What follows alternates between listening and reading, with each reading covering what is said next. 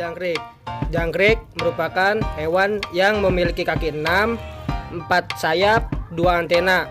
Dia tidak kuat dengan dingin dan salah satu hewan yang memiliki ciri kanibal. Ini adalah semut. Semut termasuk hewan arthropoda dan invertebrata.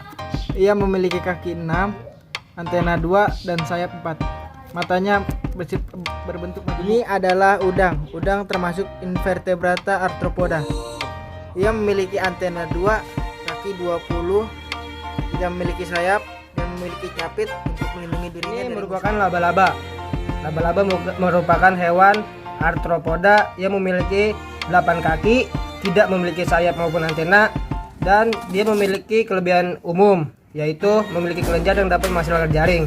Hewan ini termasuk karnivora dan berdarah dingin.